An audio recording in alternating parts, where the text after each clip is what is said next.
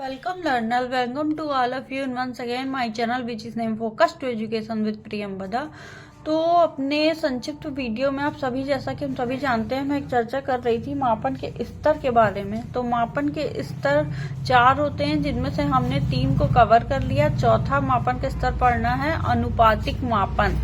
तो चलिए इसको जानते हैं, शुरू करते हैं, समझते हैं कि शिक्षा से इसका क्या संबंध है, क्या गुण दोष है, क्या इसके कार्य फंक्शन है, किस प्रकार ये शिक्षा को प्रभावित करता है।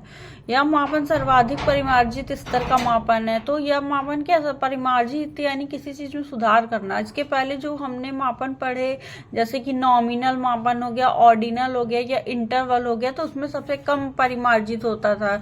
अब इसमें क्या होता है, इसमें सर्वाधिक परिमार्जित मापन होता है, अनुपातिक मापन यानी रेशियो मेजरमेंट इसको इंग्लिश में बोलते हैं।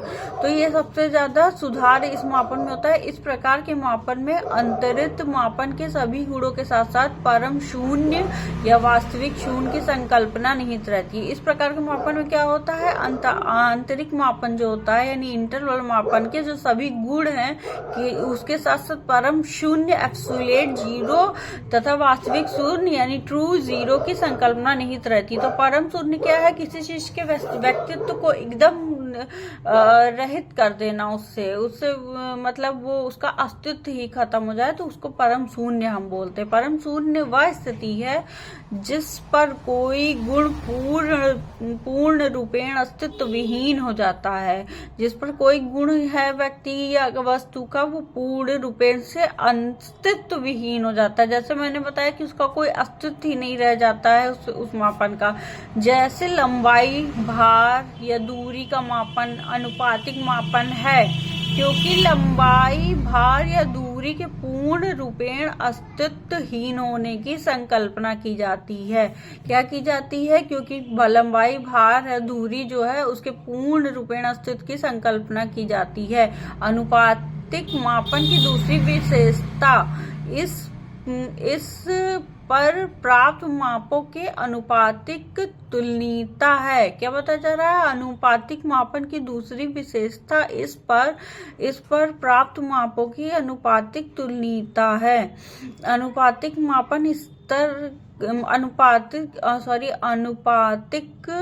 मापन द्वारा प्रयुक्त मापन की दूसरी विशेषता इस पर प्राप्त मापों की अनुपातिक तुलनीयता है। अनुपातिक मापन द्वारा प्रयुक्त मापन परिणामों को प्रयुक्त के रूप में व्यक्त करने में असफल होते हैं। जैसे 60 किलोग्राम भार वाले व्यक्ति को 10 किलोग्राम भार वाले से दुगना भार का व्यक्ति कहा जाता है। तो इस प्रकार हम जान गए कि आंतरिक मापन होता क्या है, उसके क्या गुण हैं, क्या दोष हैं। इसको हम लॉन्ग वीडियो में समझेंगे। अभी संक्षिप्त वीडियो में इतना ही बताना उचित था, और जब लॉन्ग वीडियो का तो इसको डिटेल से हम समझेंगे। जितना मैंने कोशिश की है संक्षिप्त में बताने की, समझाने की, समझा चुकी हूँ। यह अंतरिक्ष मापन शिक्षा के क्षेत्र में सर्वाधिक मापन का स्तर है।